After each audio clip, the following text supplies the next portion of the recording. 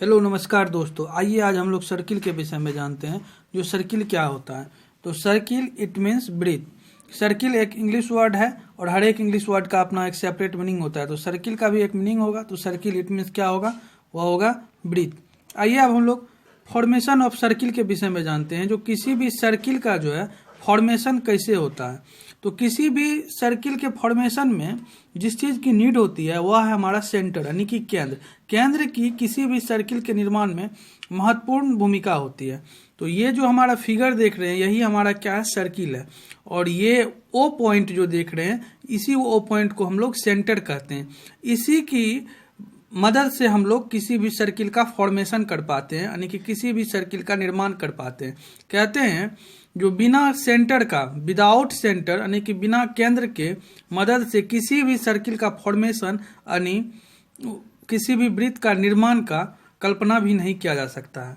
तो आइए इस फिगर में हम लोग देखते हैं। इस ओ पॉइंट को हमने क्या बोला, इस ओ पॉइंट को हमने सेंटर बोला, यानी कि केंद्र बोला। इस ओ पॉइंट से सर्किल के इस नोड की बीच की जो दूरी है वह हमारा क्या कहलाएगा, रेडियस यानी त्रिज्या कहलाएगा। कहने का मतलब इस फिगर में इस ओ पॉइंट से वृत्त के इस ए पॉइंट के बीच की दूरी को हम लोग त्रिज्या यानी रेडियस बोला। यानी कि इस फिगर में ये जो ओ ए लाइन सेगमेंट है, ये ओ ए लाइन सेगमेंट हमारा क्या कहलाएगा, तो त्रिज्या कहलाएगा, यानी कि रेडियस कहलाएगा। साथ ही साथ वृत्त के इस सिरे से इस सिरे के बीच की जो दूरी होगी वह हमारा डायमीटर कहलाएगा, यानी कि व्यास कहलाएगा। इस फिगर में ये जो बीसी लाइन सेगमेंट है, ये जो बीसी लाइन सेगमेंट है जो कि ओ पॉइंट से होकर के गुजर रही है, तो इसी बीसी लाइन सेगमेंट को हम लोग क्या कहेंगे, डायमीटर कहेंगे, व्यास कहेंगे। आइए अब हम लोग जानते हैं जो किसी भी, अब हम लोग इस फिगर के विषय में देखते हैं। ये जो है ये भी फिगर हमारा क्या है, सर्किल का ही फिगर है। ये जो गाढ़ा सा पॉइंट देख रहे हैं, इस सर्किल के मिडिल में जो ये गाढ़ा सा पॉइंट देख रहे हैं, इसी को हम लोग सेंटर कहते हैं, यानी केंद्र कहते हैं। इसी के मदद से हम लोग किसी भी सर्किल का निर्माण कर पाते हैं, जैसा कि इस पॉइंट की मदद से इस सर्किल का निर्माण हो पाया है। और ये जो इस सर्किल के अंदर जो ये छोटा छोटा सा लाइन सेगमेंट देख रहे हैं, यानी कि ये छोटा छोटा सा जो रेखाखंड है, इसी को हम लोग त्रिज्या कहते हैं।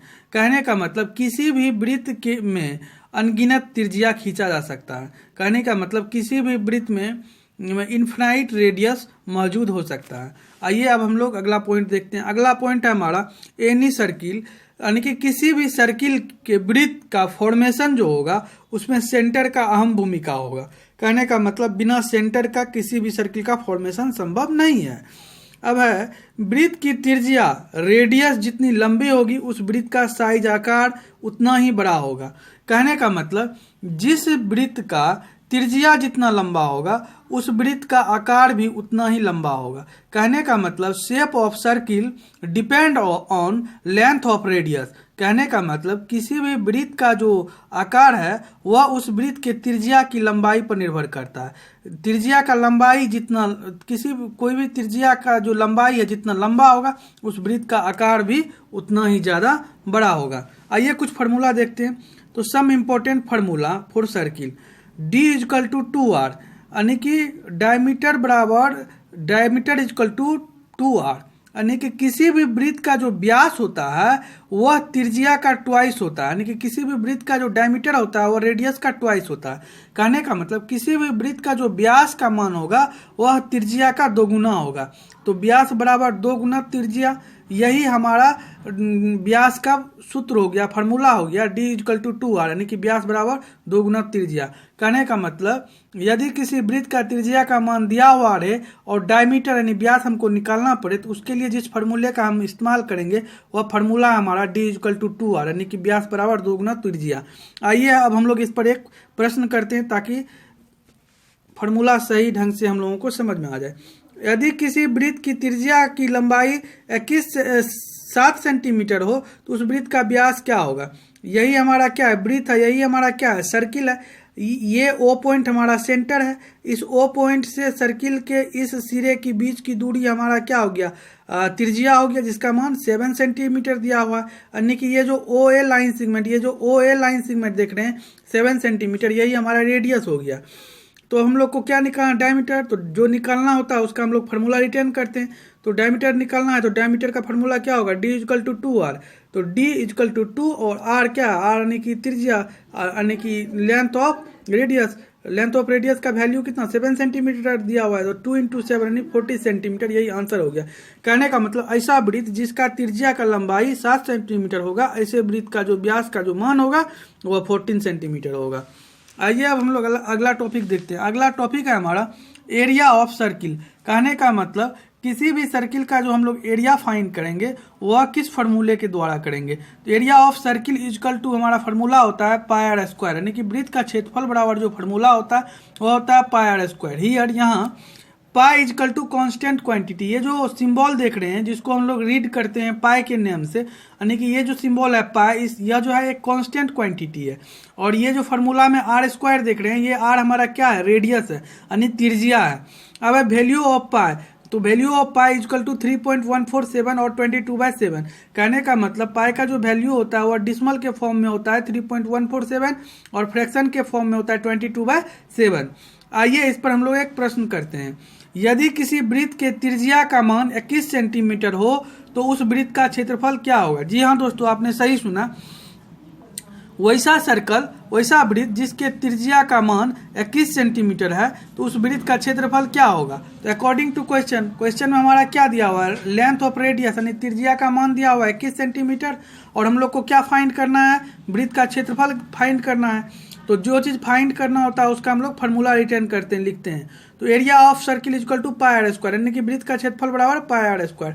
पाई का वैल्यू क्या होगा, 22/7 होगा, और आर स्क्वायर यानी एक्स स्क्वायर का मतलब होता है x into x, r square का मतलब होता है आर इंटू आर, यानी कि जिस किसी भी चीज़ पर स्क्वायर होगा उसको आपस में लोगों को 2 बार मल्टीप्लाई, 2 बार गुना कर देना है। तो पाई आर स्क्वायर यानी पाई का वैल्यू 22/7 हो गया। आर स्क्वायर, आर का वैल्यू 21 सेंटीमीटर होता है, तो 21 सेंटीमीटर इंटू 21 सेंटीमीटर। 7 से 21 को डिवाइड करेंगे 3 होगा, 3 से 22 को मल्टीप्लाई करेंगे 66 होगा, 66 से 21 को मल्टीप्लाई करेंगे 1386 सेंटीमीटर स्क्वायर होगा। यही हमारा आंसर हो गया। कहने का मतलब ऐसा सर्कल, ऐसा वृत्त जिसकी त्रिज्या की लंबाई 21 सेंटीमीटर हो, जिसकी त्रिज्या की लंबाई 21 सेंटीमीटर हो, ऐसे वृत्त का क्षेत्रफल हमारा क्या होगा, तो 1386 सेंटीमीटर स्क्वायर होगा। अब देखिए एरिया अर्थात क्षेत्रफल का जो इकाई होता है, यूनिट होता है। कहने का मतलब क्षेत्रफल का जो गणना किया जाता है जिस यूनिट में, जिस इकाई में, वह होता है वर्ग मात्रक मतलब स्क्वायर। फॉर एग्जाम्पल ये जो हमारा 1386 सेंटीमीटर स्क्वायर है, इसको हम लोग 1386 वर्ग सेंटीमीटर भी लिख सकते हैं। वर्ग सेंटीमीटर को, वर्ग को ही हम लोग स्क्वायर बोलते हैं। आइए अब हम लोग अगला टॉपिक के विषय में जानते हैं। अगला टॉपिक हमारा है पेरीमीटर ऑफ सर्किल। जी हाँ दोस्तों, अगला जो हमारा टॉपिक है वह है पेरीमीटर ऑफ सर्किल। कहने का मतलब किसी भी सर्कल का पेरीमीटर हम लोग कैसे फाइंड करेंगे। तो perimeter of circle equal to formula जो होता है वो होता है हमारा 2πr, यानी कि वृत्त का जो परिधि है, वृत्त का परिधि बराबर जो हमारा फार्मूला होता है वह होता है 2πr। तो ये 2 क्या है, 2 एक कांस्टेंट क्वांटिटी है जो कि पाई के कोफिशिएंट में है, और पाई का वैल्यू तो आप लोग जान ही रहे हैं 22/7 फ्रैक्शन के फॉर्म में होता है, और डेसिमल के फॉर्म में 3.147 होता है, और आर हमारा क्या है, रेडियस है। आइए इस पर हम लोग एक प्रश्न कर लेते हैं ताकि ये फार्मूला जो है हमको सही ढंग से समझ में आ जाए। तो यदि किसी वृत्त के त्रिज्या की लंबाई 63 सेंटीमीटर हो तो उस वृत्त का परिधि क्या होगा। जी हाँ दोस्तों, एक हमारा सर्कल है जिस सर्कल का हमारा रेडियस दिया हुआ है 63 सेंटीमीटर। तो एक सर्किल है जिस सर्किल का रेडियस हमारा 63 सेंटीमीटर दिया हुआ है, तो 63 सेंटीमीटर रेडियस वाले वृत्त का परिधि क्या होगा। तो अकॉर्डिंग टू क्वेश्चन त्रिज्या यानी आर हमारा दिया हुआ है 63 सेंटीमीटर, हमको फाइंड क्या करना है, तो वृत्त का परिधि यानी कि पेरीमीटर हमको फाइंड करना है। तो जो चीज़ फाइंड करना होता है उसका हम लोग फार्मूला रिटर्न करते हैं। तो perimeter of circle equal to formula क्या होगा, 2πr। तो 2 इंटू पाई का वैल्यू 22/7 और आर का वैल्यू है क्या हमारा 63 सेंटीमीटर। 7 से 63 को डिवाइड करेंगे 9 होगा और 2 से 22 को मल्टीप्लाई करेंगे 44 होगा। 44 को 9 से मल्टीप्लाई करेंगे 396 सेंटीमीटर होगा। कहने का मतलब ऐसा वृत्त जिस वृत्त का त्रिज्या का लंबाई 63 सेंटीमीटर था, ऐसे वृत्त का परिधि का मान हमारा क्या होगा 396 सेंटीमीटर होगा। आइए एक और फॉर्मूला हम लोग देखते हैं। यहाँ क्या है, यदि वृत्त का यानी कि सर्किल का रेडियस का मान दिया हुआ है और हमको परिधि निकालना पड़े तो जिस फार्मूले का इस्तेमाल करेंगे वो फार्मूला है हमारा 2πr। यदि सर्किल का डायमीटर दिया हुआ है, यदि सर्किल का डायमीटर दिया हुआ है यानी व्यास दिया हुआ है और हमको क्षेत्रफल ज्ञात करना हो तो उसके लिए किस फार्मूले का इस्तेमाल करेंगे, तो वह फार्मूला है हमारा perimeter of circle equal to pi d. जी हाँ दोस्तों, यदि किसी वृत्त का व्यास का लंबाई दिया हुआ है यानी कि लेंथ ऑफ डायमीटर यानी व्यास का लंबाई दिया हुआ है और उस वृत्त का हम लोग को परिधि यानी पेरीमीटर हमको फाइंड करना पड़े तो उसके लिए जिस फार्मूले का इस्तेमाल करेंगे वह है हमारा perimeter of circle equal to pi d. Here यहाँ pi equal to constant quantity और डी इक्वल टू डायमीटर। आइए इस पर हम लोग एक प्रश्न कर लेते हैं ताकि फार्मूला सही ढंग से हमारे समझ में आ जाए।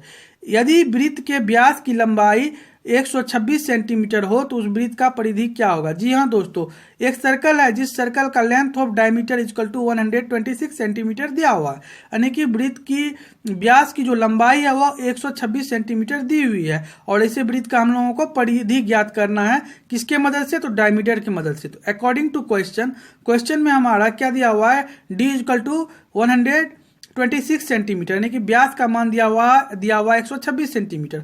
अब हम लोग को निकालना है वृत्त का परिधि, तो जो निकालना होता है उसका फॉर्मूला रिटर्न करते हैं। तो perimeter of circle equal to pi d, तो पाई का वैल्यू 22/7, डी का वैल्यू 126 सेंटीमीटर।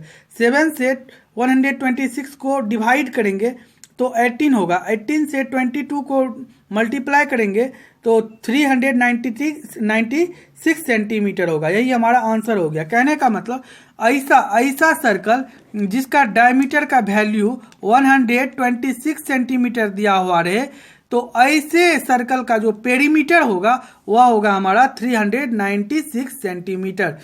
तो नमस्कार दोस्तों, यदि आप लोगों को यह वीडियो अच्छा लगा हो तो हमारे वीडियो को अवश्य शेयर करें, लाइक करें तथा हमारे चैनल को अवश्य सब्सक्राइब करें तथा बेल का घंटी दबाएं ताकि सर्किल से रिलेटेड नेक्स्ट वीडियो आपको मिले, जिस वीडियो में हम लोग रेलवे, एसएससी, बैंकिंग इत्यादि के प्रश्नों को देखेंगे, साथ ही साथ कॉन्सेप्ट को भी देखेंगे और उस प्रश्न को हम लोग हल करेंगे। तो आप लोगों से हमारा अनुरोध है तो आप हमारे चैनल को अवश्य सब्सक्राइब करें। जय हिंद दोस्तों।